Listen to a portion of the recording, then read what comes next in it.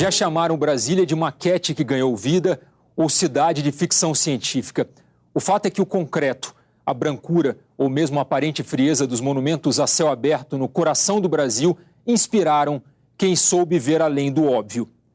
Neste bloco, os artistas que adotaram a cidade e lançaram um olhar inesperado sobre a nova capital.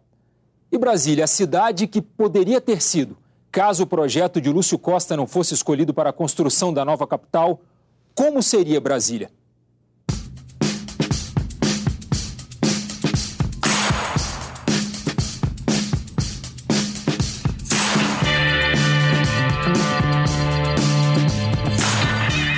Que tal morar em prédios com até 80 andares? Ou numa cidade que teria, ao invés das asas, 7 unidades urbanas com formas circulares? Ou ainda num lugar onde os setores administrativo, residencial e comercial ficassem isolados uns dos outros? Se Lúcio Costa tivesse atrasado um pouco mais, Brasília não seria o que é hoje. Foi tudo montado assim, muito em cima da hora. Aí foi para a cidade, me levou eu e minha irmã e o projeto, né, que a gente entregou era no Palácio Capanema, na sobreloja.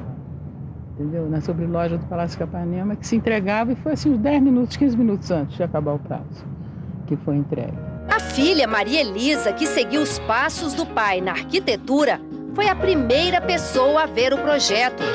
Uma testemunha privilegiada da gestação de um sonho. Eu fui a cobaia ideal para o meu pai.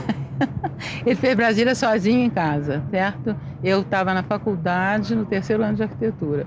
Um dia ele me chamou e disse: quero te mostrar uma coisa. Pegou um papel que ainda tinha um esboço da metade sul, mas já na escala do desenho, que ele depois fez.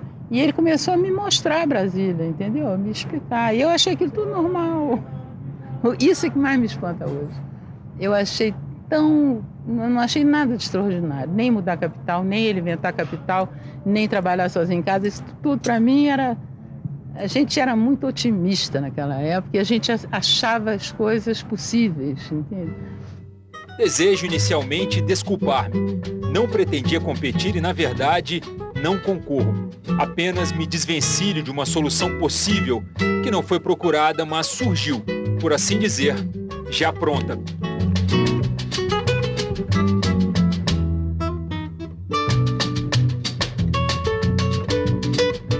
O que Lúcio Costa apresentou com um gesto de humildade e um pedido de desculpas encantou a comissão julgadora e foi reconhecido pelo mundo como uma proposta revolucionária.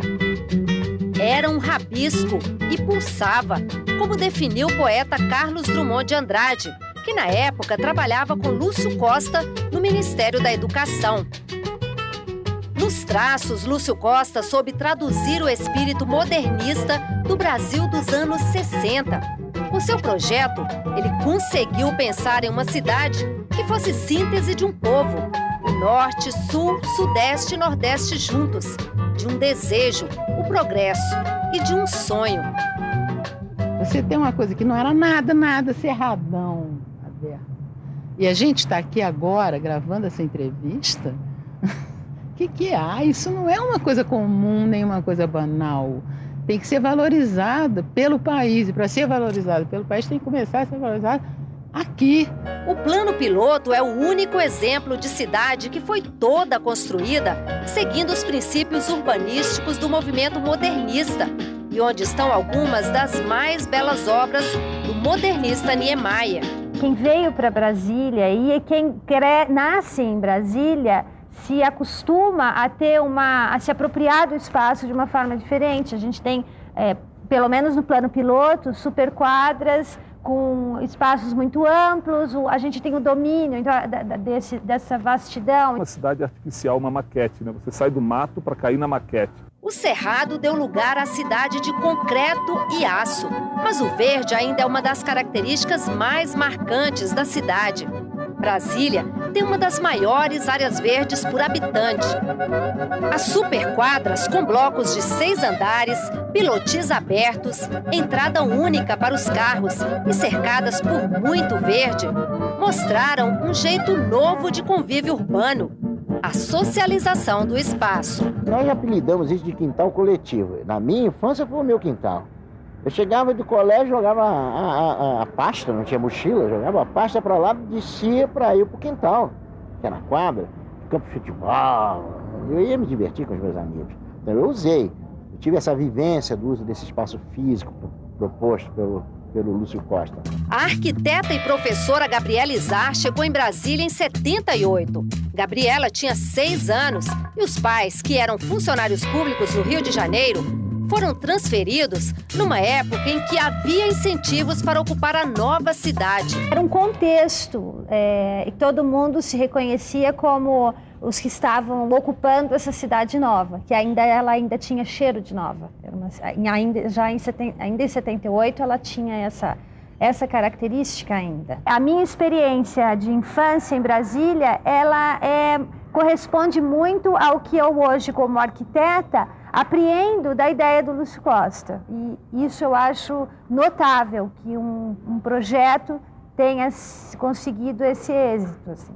Lúcio Costa inventou o pilotis, né? A grande sacada, né? Da leveza, e arborizou, né? Arborizando e dando leveza e não fazendo um adensamento populacional tão grande, a superquadra deu certo. Descer dos apartamentos, encontrar os amigos embaixo dos blocos, ocupar os espaços das superquadras. Aqui em Brasília, os conceitos novos trazidos pelo projeto de Lúcio Costa favoreceram o surgimento de um movimento cultural que se tornou referência para tudo que veio depois. Muito do que se produziu em Brasília na área cultural na década de 70 surgiu dos encontros embaixo dos blocos. Foi assim com o Concerto Cabeças, maior manifestação cultural da época. Em plena ditadura militar, artistas, estudantes, moradores ocupavam a área verde dessa quadra na Asa Sul para dançar, cantar, recitar poesia, fazer teatro.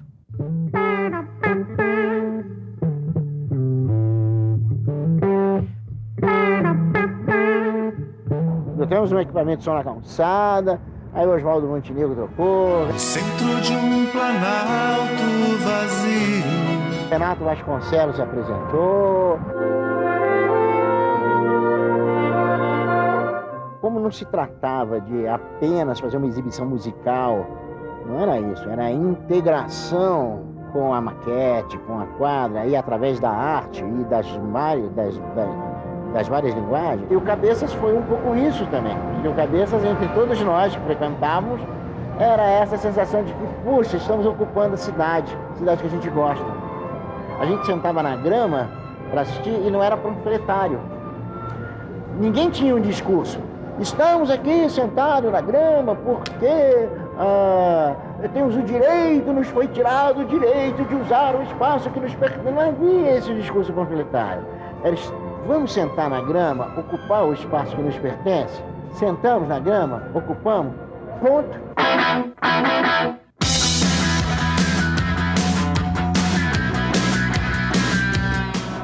Nos gramados brasilienses, o rock descobriu a contestação, principalmente nas letras de Renato Russo, que também completaria 50 anos este ano.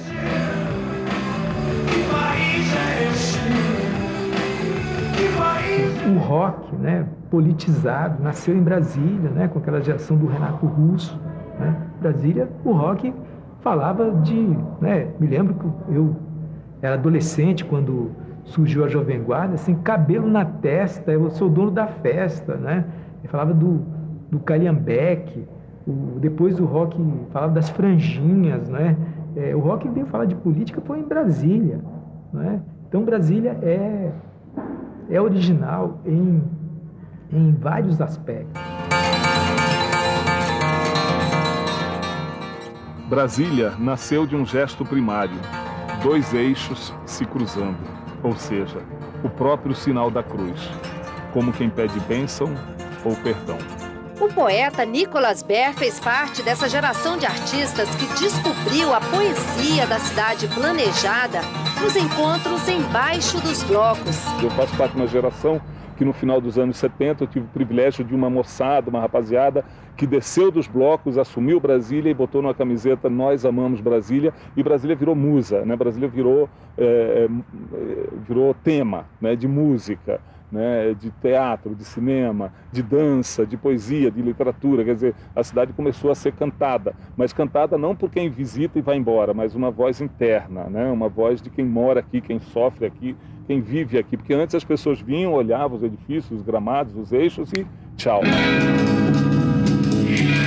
Em Brasília, desde 74, a poesia foi o caminho para superar o sentimento de estranheza com a cidade ainda em construção. Quando eu cheguei aqui, a cidade era muito inóspita, a cidade era hostil, a cidade era uma outra Brasília, quer dizer, não era tão arborizada, né? E eu também estava sozinho, não tinha amigos, né? Quer dizer, eu tive que recomeçar minha vida em Brasília e, diante desse quadro, né, terrível, né, eu comecei a escrever sobre a cidade, as minhas reações sobre Brasília, e a poesia apareceu aí como uma salvação, uma tábua de salvação mesmo. A música A Céu Aberto das Cigarras é a trilha sonora perfeita para uma cidade metafísica, espacial, moderna, futurista, mas plantada na natureza agreste.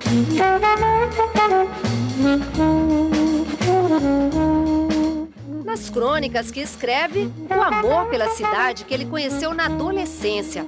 Para o jornalista Severino Francisco, de certa forma, Brasília foi também precursora da Tropicália. O músico Guilherme Vaz, ele estudou nos tempos iniciais da Universidade de Brasília e ele afirma, né, ele foi aluno de Rogério Duprat, que foi um dos arranjadores do tropicalismo, e ele diz que as primeiras experiências de música concreta, né, de utilizar bola de tênis, né, para fazer arranjo, areia, som de pedras, né?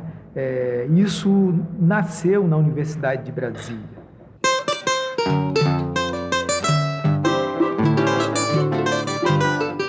Na cidade futurista, um gênero musical já centenário também encontrou espaço. O ritmo que consagrou Pixinguinha faz parte da história de Brasília. Pernambuco do Pandeiro e Eli do Cavaco fazem parte de uma geração de chorões pioneiros. Fazer barulho não é tocar. Pelo amor de Deus, assim também não, né? Isso aqui nasceu para isso, ó.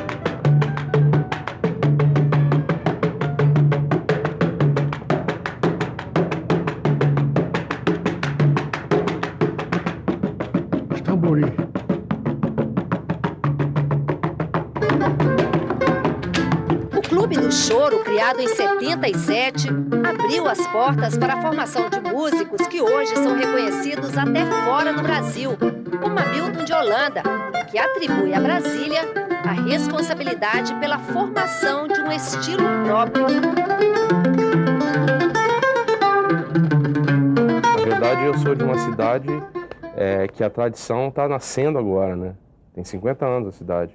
Então a gente, por um lado é estranho dizer que não tem tradição, mas por outro é maravilhoso, porque a gente tem a oportunidade de misturar do jeito que a gente quiser, que vai ser autêntico, né? E isso influenciou a minha maneira de tocar, a minha maneira de compor, de uma maneira definitiva, né? A qualidade dos músicos aqui é excepcional, assim. Você encontra músicos maravilhosos em todos os cantos de Brasília. E aqui em Brasília tem um movimento dos músicos se encontrarem dentro das suas casas, com os amigos, fazer reuniões e tocar coisas, lembrar momentos. Então, eu acho que essa energia, essa positividade toda que acontece dentro dessa cidade, assim, me atrai e me traz até aqui, né? As letras de rap são muito importantes porque na periferia hoje elas educam. Nas cidades satélites que foram sendo criadas na periferia de Brasília, o rap encontrou seu espaço de expressão a partir da década de 80. O dia a dia dos moradores dessas cidades que não foram planejadas e o crescimento desordenado delas estão nas letras do rapper Gog, um dos pioneiros do movimento hip-hop na cidade. Nós temos um crescimento, um inchamento, né, das periferias, das cidades satélites. Nós estamos em torno hoje, juntando em torno norte e sul, quase 1 milhão de pessoas E quando eu escrevi Brasília Periferia, a primeira versão, em 1994, então são 16 anos passados, Brasília tinha um formato, né, que hoje já se transformou totalmente. Dia da periferia, E o que acontece? Como eu falei que nós temos uma capilaridade, uma proximidade com a comunidade, e como eu encontro, eu converso com o meu público, aí o parceiro fala, Gog, mas o Jardim tal, não tinha, velho, nessa época. Gog, Sobradinho 2, irmão, nasceu agora, então você não colocou na outra letra. Ô Gog, e aí, e o Riacho 2? São 3 letras, Brasília Periferia parte 2, e a terceira mensagem, e não tem como parar. Vai terminar nunca. Não tem, porque a cidade cresce todo dia. Momento, coincidência ou não, meu irmão Luizão que havia chegado, e eu nem tinha notado, diz que tem uma surpresa e avisa. Aí, rapaziada, vai rolar pra vocês, nada mais, nada menos. Daqui a pouco, o futuro de Brasília, uma cidade que cresce muito além do projeto original, seguindo os instintos da especulação imobiliária. Uma capital administrativa que pode virar megalópole. E as várias gerações de uma família que acompanhou de perto os 50 anos de Brasília. Em instantes, no Repórter Senado.